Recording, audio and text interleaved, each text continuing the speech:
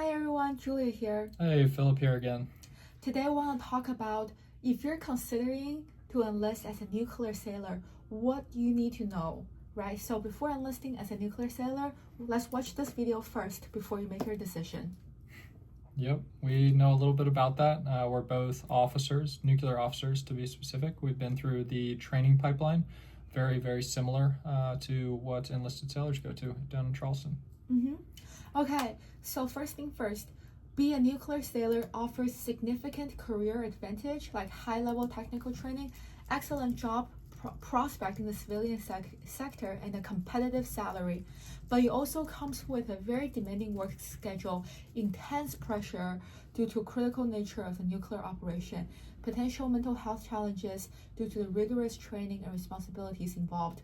So now let's talk about more specific the pros and cons of being a nuclear sailor, the nuclear rates, and submarine versus aircraft carrier. So basically one-stop shop of a lot of things you need to know about being a nuclear trained sailor. Yeah, so before we jump into all that, you probably want to know what, like a nuclear trained sailor, what you can do, what rates you can be as a nuclear sailor. So there are about 4 to 5% of sailors in the fleet are nuclear, just to give you an idea of how small that group is. And that's across submarines and aircraft carriers as well. And with that, you can be a machinist mate, an electrician's mate, or a electronics mate, excuse me. Right, and there are definitely like minor details, right? Like electrician's mate, they work on like hard wiring, they work on like electrician in your house might do, and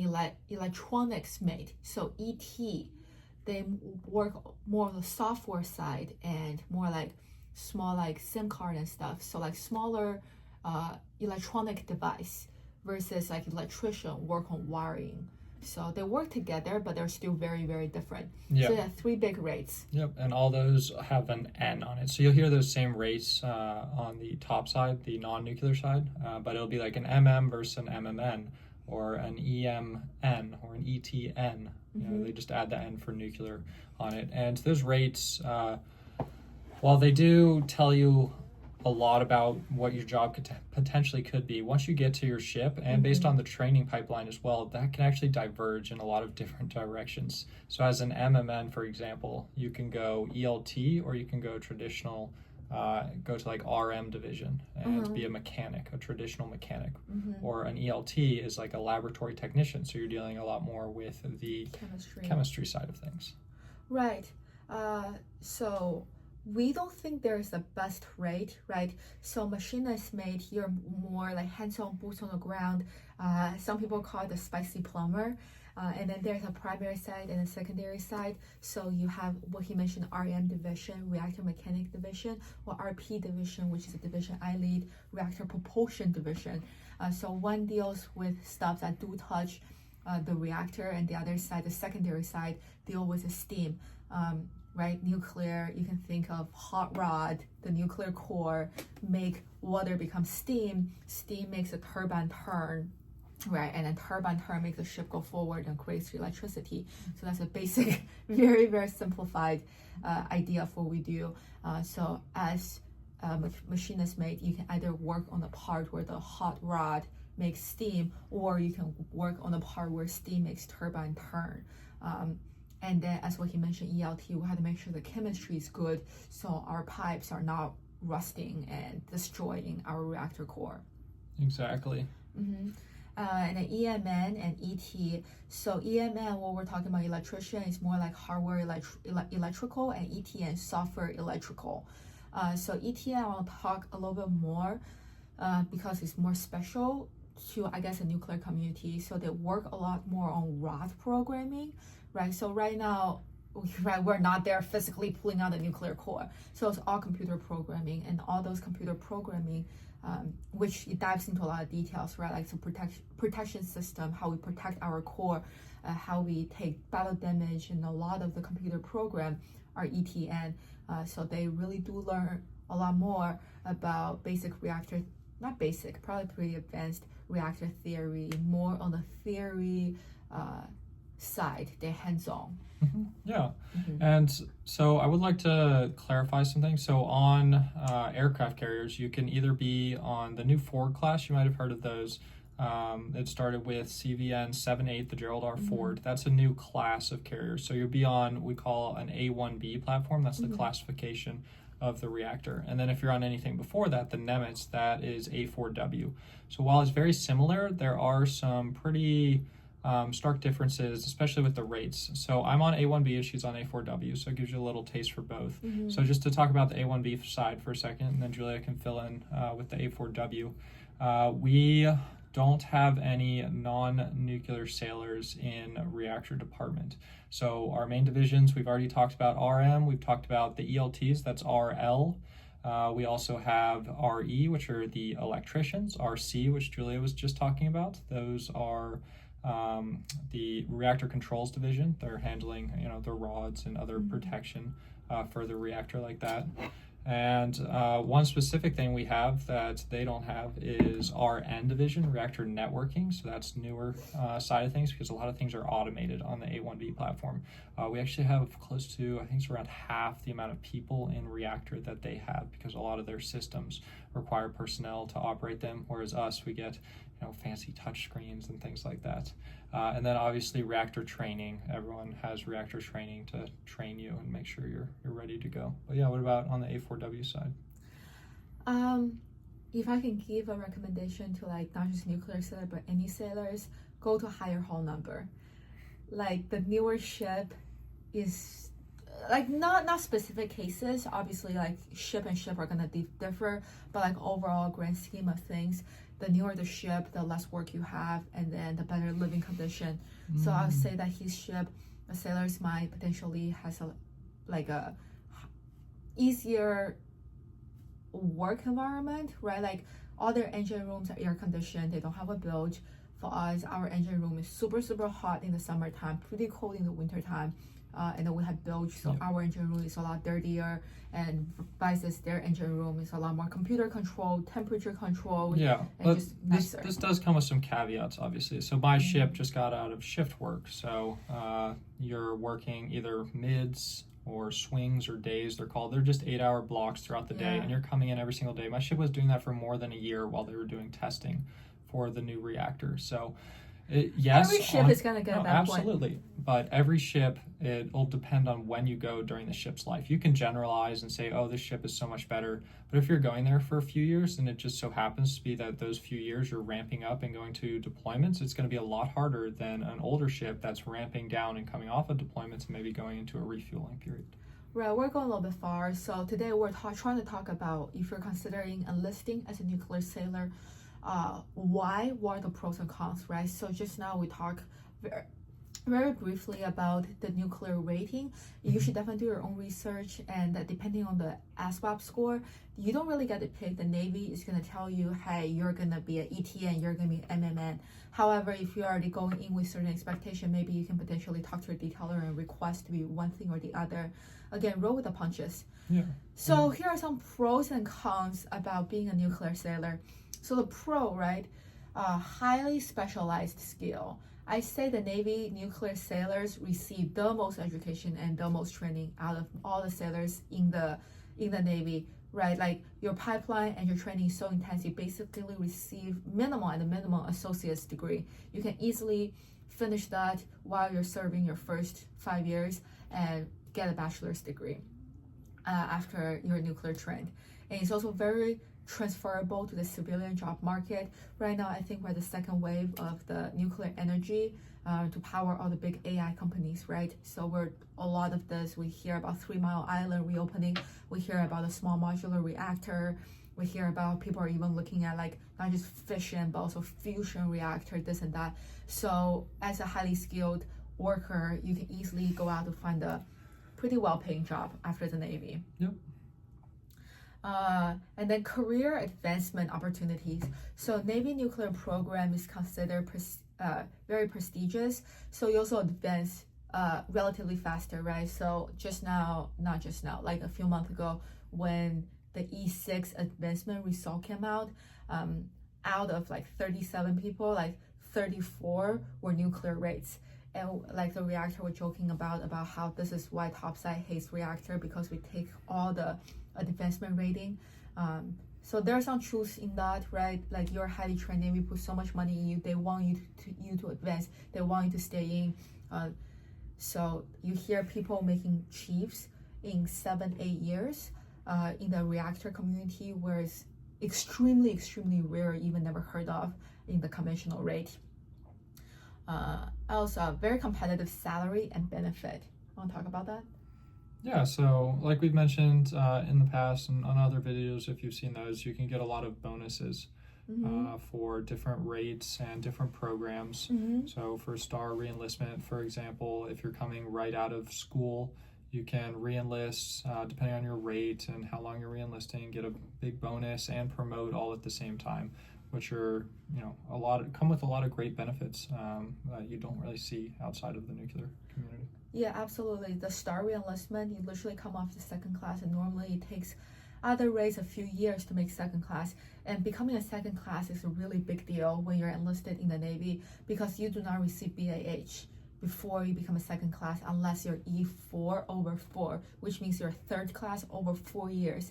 BAH is where you get your housing allowance, and that is a huge boost to your salary. So for a normal sailor, you probably make like $1,000 to $2,000 per paycheck, and those are taxable. BAH, basic housing allowance, those are tax-free. You're not receiving any tax on those money, and that's normally about $2,000. So your paycheck increase over 50% once you make second class. So that is a big deal. And again, a lot of nuclear sailors literally come to the ship as second class. That is definitely something to consider. And then intellectual stimulation. So you're working with arguably the smartest group of people in the Navy. People are constantly challenging you, questioning you. Rank, I find that specifically interesting, that in being someone who worked with conventional sailors in an own conventional ship and then to a reactor department, that your rank doesn't matter as much in the nuclear community. So people don't just look at you and be like, you're a khaki, you're an officer, you're a chief, therefore I must listen to you. People will challenge you just as they will challenge their friends or everyone else. Doesn't matter if you're a commander or if you're second class, whoever is right, whoever is by the book, wins the argument. And that's very different than what I see in other community. So again, if that's what you like, if you're a big nerd, this is like nerd central in the best way possible, right? You're still contributing to society, you're still making pretty good money, and you gotta spend time with a lot of like-minded people. Lastly, I also want to talk about the officer program as opportunities for people who are considering enlisting in the Navy, right? I know a lot of people enlist in the Navy not because how much they love the Navy or this or that. It's because they don't really know what they want to do with their the future. So nuclear community offers great transition between enlisted and officer. Most Naval Academy pickups, enlisted pickups, are nuclear sailors. A lot of State 21 sailor to Admiral 21st century, that's an enlisted to officer program. They also pull from the nuclear community pool. And also nuclear has a lot of LDO, limited duty officer, where they will only be working in the nuclear community for the rest of their career. So there are ample opportunities for you to become an officer in the nuclear community if that's something you think you might not be interested in right now, but potentially will be interesting in the future. It just opens more doors. Now let's talk about cons. What is so bad about being a nuclear sailor after I just blobbed off all the great things about what's great about a nuclear sailor? We're going to be very real with you because we're both in the reactor and reactor department. We're not actually in the reactor. Okay. Yes, I don't glow in the dark. We're in the reactor department. Thank you. We're gonna be very honest, very straightforward with you. So what do you think? What's bad about working at a reactor? Nothing. It's the best job ever. Should 100% do it. There are no downsides. I just thought we're gonna be real. So first is the intense training and study, right? If you're not good at taking tests, do not go reactor route. You have a whole year of nothing but studying and test taking. If I see a lot of people who really try their hardest, but they still don't pass because it's not because they're not smart. It's just because they're not good at taking tests. So, and then test taking doesn't stop for the rest of your career. You're constantly studying, you're constantly taking tests on like basic nuclear theories, engineering theories, how the reactor is constructed, the material used, chemistry specs, procedures, casualty procedures. The list goes on and on and on and on. Yeah, with that, what Julia mentioned about a year, that's for officers. For enlisted, it's actually probably more like double that, at least. It can be longer, maybe a little bit shorter, but mostly significantly longer because there are, you'll go to nuclear power school and prototype. We've talked about this in past videos, both down in Charleston. There's another one in New York that should be coming up here soon for prototype, that all whatever. But power school specifically, as an enlisted person, you're going to go to A school and then actual power school after that. So A school can be, add on an extra 6 months here, and you can always hit roadblocks along the way with that. If you get rolled back or have any medical issues along the way, that can extend that process. I've heard of people being down in Charleston for years.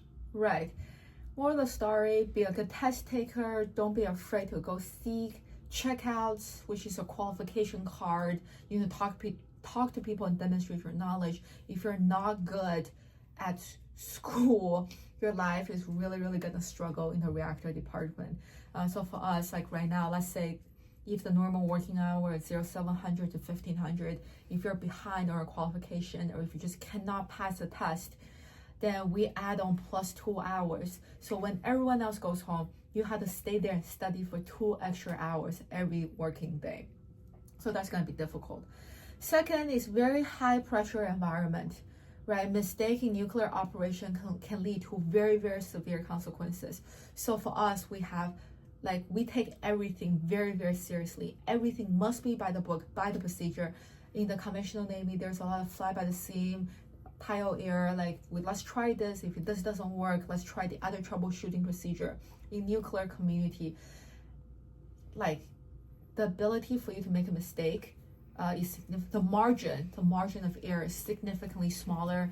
We have a lot of things called fact finding. So basically, if you make a mistake, you gather your entire chain of command, your whole watch team, and every other involved personnel in a room. We're gonna go through exactly what happened by the timeline, by the people, do an investigation, and then I guess I figure out how we can do better next time. So that actually happens quite often, a lot more than you think. So it's just a very high pressure environment. You're working with very smart people. A mistake can be remembered for a long time. For someone like me who is very self-conscious and already have some anxiety, when it comes to test taking, a high stress environment, it has been a true struggle. Which that I want to lead into another thing is mental health. So again, I want to be very, very real with you guys. I struggle with a little bit of anxiety, right? Like a lot of people in the 21st century, I want to go seek, hey, can you put me on anti-anxiety, which is a very common medication a lot of people take. And they're like, no, you're a nuclear sailor. You cannot be on any kind of medication. And I was like, well, but I'm crying at night. I will go into a mental black hole. What can I do? Nah, we can schedule therapy, but you cannot be put on any kind of medication. So, right, that is something you want to consider if you have a history of depression or anxiety. The nuclear community might not be for you, because once you get put on even the lightest case of antidepressant, anti-anxiety medication, even if it's a beta blocker, that will disqualify you from your job. So all the training, all the tests are going to be going to waste because of maybe a very, very small mental health issue. The command is very supportive when it comes to supporting you to see therapists and this and that. So I am seeing therapists every 2 or 3 weeks or so, and that has been helpful, which I'm very grateful for the opportunity. However, it is definitely something to be considered, right, to just be very real and raw. Absolutely. You want to talk about limited personal life and the schedule? Yeah, so we touched on the schedule earlier a little bit, but it's going to be very dependent on where your ship is at in its stage, in its ship life. So I'm on a pre-commissioning unit. We just went through some major rod testing and for the reactor and all of our systems. and it was very rigorous. And we had very long days. I wasn't fully qualified at the time, so I wasn't, part of all of it. But just seeing that go on, it was very strenuous for the majority of people in the department. But you could also be on a deployable ship and you're underway for 8 months and it's 24/7, and that absolutely sucks too. You don't get to go home at night after a long day of work. So that's not ideal. But I don't know. In Julia's case, she's going through midlife refueling, RCOH is the acronym for it. And it's getting to be a little bit more difficult for you, right? I know at the beginning it's pretty easy because they're shutting things down and turning them over for shipyard to overhaul and fix, but then towards the end it starts to ramp up and you have longer days. You recently were in 5-section and just dropped to 4-section duty, right? Yeah, so it can be very difficult depending on where you're at, I think, in the ship's life. So definitely don't compare yourself with conventional sailors or conventional officers. Even though being a nuclear sailor, you get paid a lot more than conventional sailors just because your enlistment and re-enlistment bonus are massive compared to the non-nuclear sailors. However, the officers, since we have not signed department head, we get paid the same as our counterparts, let's say in the supply department or even the engineering department, and we work significantly longer hours. We're more stressed out. We are on worse duty section rotation. Like for me, the rest of the ship are in 7-section duty. So you stand one 24-hour duty day every 7 days, while we are in 4-section duty. So we stand one 24-hour duty every 4 days. So we almost double their working hour.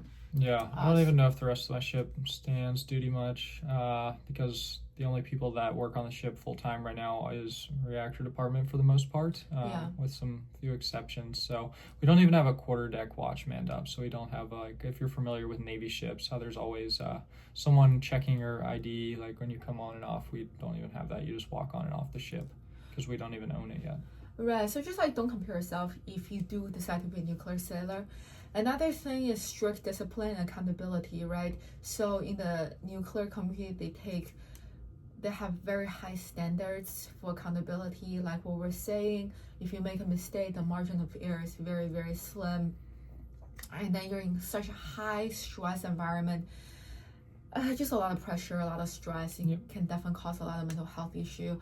You kind of just have to, I don't know, for lack of a better word, tough it out. Another thing I want to talk about, submarine versus aircraft carrier. So if you're a nuclear sailor, so your options other than the rate you're going to go to, it also depends on whether you not want to go to a submarine or you want to go on aircraft carrier. So to be on a submarine is a lot smaller, is a lot more restricted if you're a female. Like if you're a female, you can basically expect to be going to an aircraft carrier. Even though submarines started integrating female, they only have boomers, which can take female, which the majority of the ship are still fast attack. The larger submarines. Yeah. So it really depends. I think submarine is a smaller ship, right? Significantly smaller. It's like 200 people versus 5,000 people on the aircraft carrier. So I guess you more have like the small boy vibe.